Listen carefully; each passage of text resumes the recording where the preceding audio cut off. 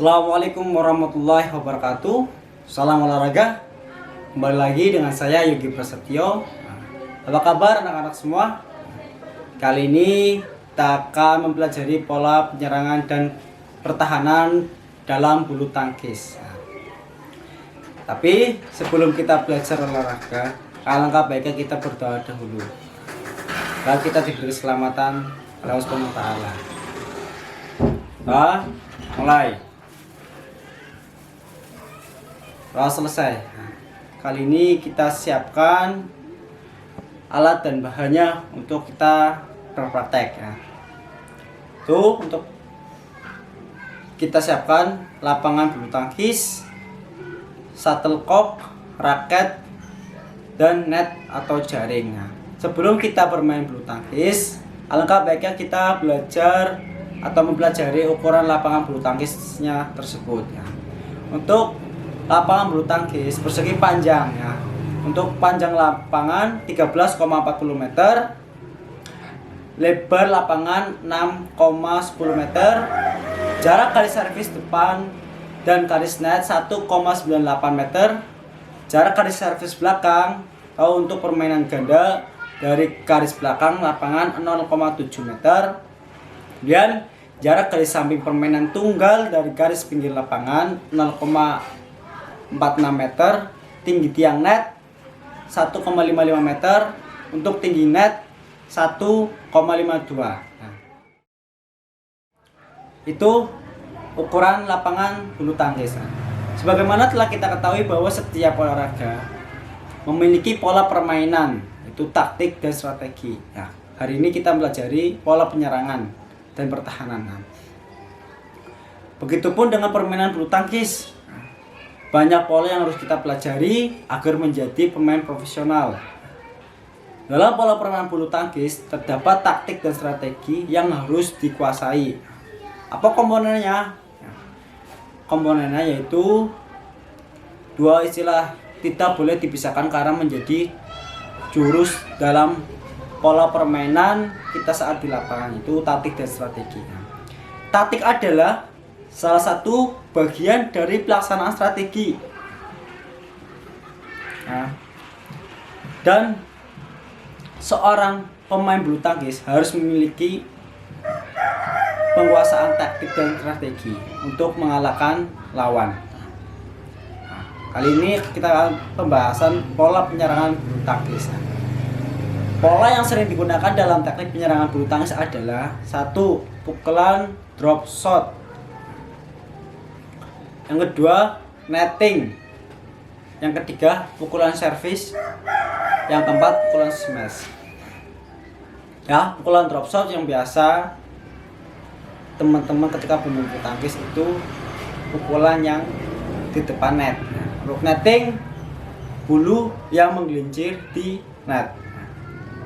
Yang ketiga, ya, pukulan servis ya, itu servis, teknik servis untuk mengupayakan teman-teman mendapatkan poin saat bermain. Nah, yang keempat, pukulan smash ya. Ketika teman-teman bermain bulu tangkis, otomatis ada yang namanya kekuatan atau power saat menyemes. Dari situ kawan-kawan dapat mengambil ketika bola lambung, teman-teman bisa melakukan pukulan smash ke lawan seperti itu. Yang kelima, dan pukulan lob. Pukulan lob. Terlepas dari pola permainan di atas, maka bulu tangkis adalah permainan dengan sistem ganda dan tunggal. Bagaimana cara melakukan servis panjang? Bagaimana cara melakukan smash yang kuat?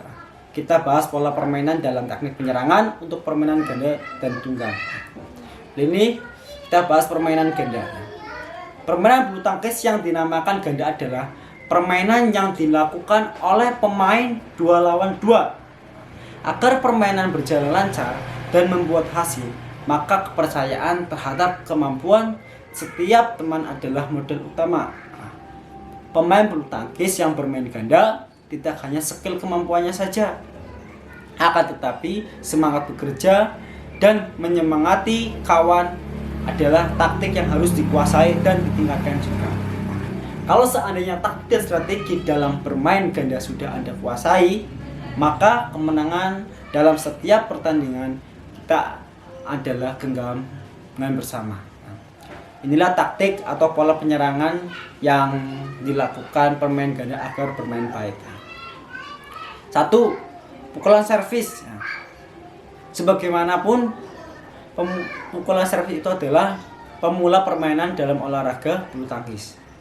Maka pukulan servis adalah pukulan awal untuk memulai pertandingan.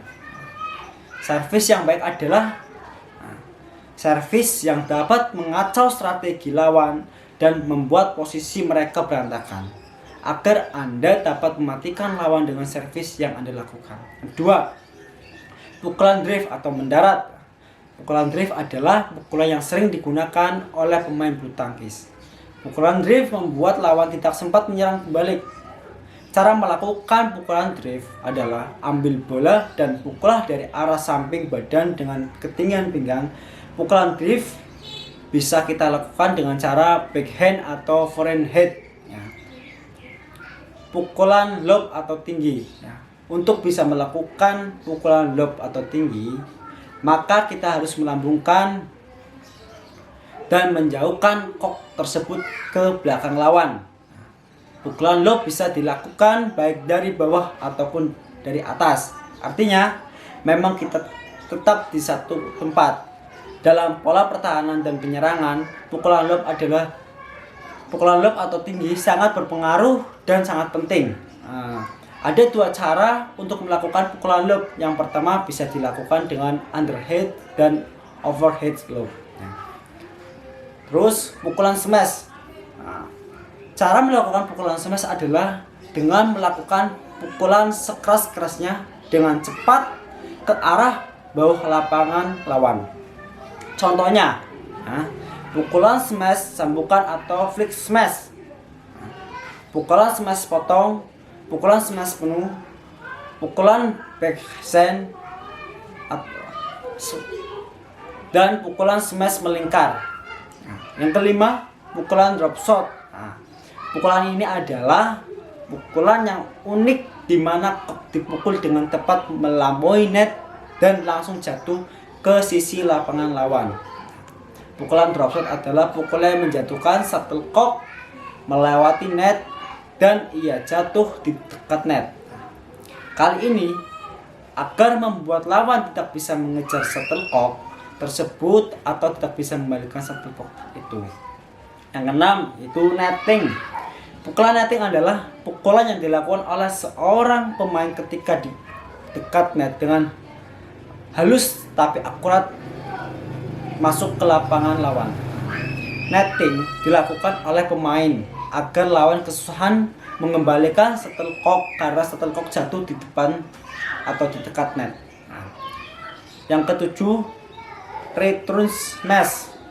Return smash adalah salah satu pukulan untuk mematikan lawan karena mengembalikannya pukulan smash lawan dengan pukulan smash kembali. Nah, kali ini anak-anak, ada 3 bagian jenis untuk mengembalikan pukulan smash lawan. Pengembalian drift atau mendatar dilakukan agar tidak memberikan kesempatan kepada lawan karena pukulan ini sangat keras. Nah, itu pola penyerangan permainan ganda anak-anak semua. Nah, kali ini membahas terkait dengan pola penyerangan permainan tunggal. Permainan tunggal adalah salah satu permainan dalam bulu tangkis di mana permainan di lapangan satu persatu. Nah, ini kita bahas pola penyerangan permainan tunggal. Tidak beda jauh dengan permainan ganda anak-anak semua. Satu, permainan berdasarkan keuletan dan daya tahan. Nah, ini yang harus dikuasai oleh pemain tunggal. Yang kedua, permainan berdasarkan kekuatan dan kecepatan. Ini pun juga harus dilatih secara rutinitas oleh pemain tunggal. Yang ketiga, pemain berdasarkan faktor tipuan dan teknik. Nah, ketika anak kalian bermain bulu tangkis terus bermainnya tunggal, harus belajar teknik tipuan, ya. Terus pola pertahanan permainan. Nih, kita bahas dengan pola pertahanan. Tadi pola teknik ya atau penyerangan. Nah, kali ini kita pembahasan pola pertahanan pemain ganda. Nah, dalam permainan bulu tangkis harus yang namanya pola harus disusun. Nah, dalam permainan bulu tangkis memiliki 3 pola pertahanan yang harus kalian ketahui ya. Yaitu sistem depan belakang ya atau front and back. Terus sistem bergantian atau circlet. Terus sistem berdampingan atau seat by seat ya. Mari kita bahas satu persatu dalam pola pertahanan permainan ganda. 1. Sistem depan belakang atau front and back ya. Sistem depan belakang adalah salah satu sistem yang digunakan oleh pemain ganda, di mana posisi pemain yang satu di depan dan yang satunya di belakang ya. Nah, pemain depan bertugas untuk melakukan servis dan juga mengembalikan shuttlecock dari lawan yang menyerang bagian dekat net. Terus untuk pemain yang berada di belakang, ia bertugas untuk melindungi daerah lapangan bagian belakang. Keuntungannya apa sih menggunakan sistem depan belakang, anak-anak semua? Keuntungannya itu pemain ganda dalam menggunakan sistem depan belakang bisa dapat permainan untuk menyerang ya. Sistem ini sangat enak ketika kita bermain ganda kalau kita untuk menyerang. Nah, kelemahan menggunakan sistem depan belakang itu seorang pasti ada kelemahan. Nah, itu begitu dengan sistem tadi ya. Itu salah satunya kelemahan adalah lawan bisa menyerang terus menerus, pemain belakang lewat ke kiri dan ke kanan. Artinya ketika sistem depan belakang, lawan itu mencari tempat yang kosong kanan dan kiri ya. Tetapi itu kelebihannya tadi, kita dapat menyerang dengan baik. Nah, seperti itu. Nah, yang kedua, sistem bergantian atau circulat ya. Sistem ini muncul untuk menutupi kelemahan dari sistem yang lain seperti front and back dan sit by. Nah, bagaimana cara bergantinya? Bisa melewati atau melihat kondisi lapangan ya. Saat kondisi membutuhkan posisi bertahan, maka gunakan sistem sit by sit ya, artinya jejer. Nah, apabila posisi sebelumnya depan belakang, maka pemain yang berada di depan ke samping kanan dan yang di belakang ke samping kiri. Nah, ketika lawan sedang menyerang, maka posisi berubah menjadi depan dan belakang. Nah, itu sistem bergantian. Yang ketiga, sistem berdampingan. Sistem berdampingan itu keuntungannya sangat cocok untuk pemain yang baru terjun ke dunia bulu tangkis. Ingat, yaitu 1. Daerah kekuasaan setiap pemain sudah terlihat dengan jelas karena ada garis putih ya.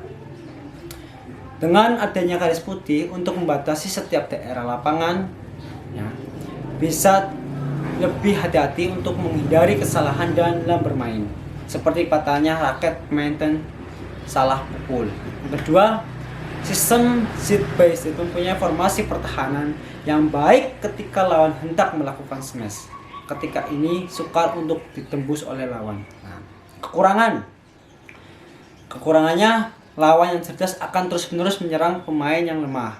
Kedua, pemain tidak akan efektif dalam penyerangan. Yang ketiga, pemain harus benar-benar menguasai lapangan dari belakang menuju ke depan net. Nah, itu keuntungan dan kekurangannya. Nah, permainan bulu tangkis memerlukan strategi dan taktik pertahanan dan penyerangan yang baik dan benar itu anak-anak semua. Jadi anak-anak, ketika kalian itu bermain bulu tangkis harus menguasai teknik penyerangan dan pertahanan.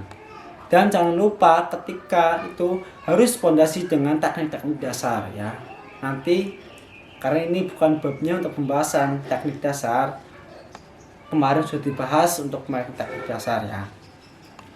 Nah, jadi karena strategi itu akan membawa pada kemenangan dalam permainan ganda Anda dan sistem yang lebih baik, nah, ataupun sistem tunggal yang kalian nanti saat bermain. Nah, itu ya materi yang bisa saya sampaikan kepada anak-anak. Semoga dapat dipahami, dapat dimengerti, supaya dalam proses bermain anak-anak bisa menguasai lapangan dan bermain yang lebih baik lagi, nah, dan dapat menjadikan sebuah permainan yang indah seperti itu. Itu saja dari Pak Guru. Kurang lebihnya mohon maaf. Assalamualaikum warahmatullahi wabarakatuh.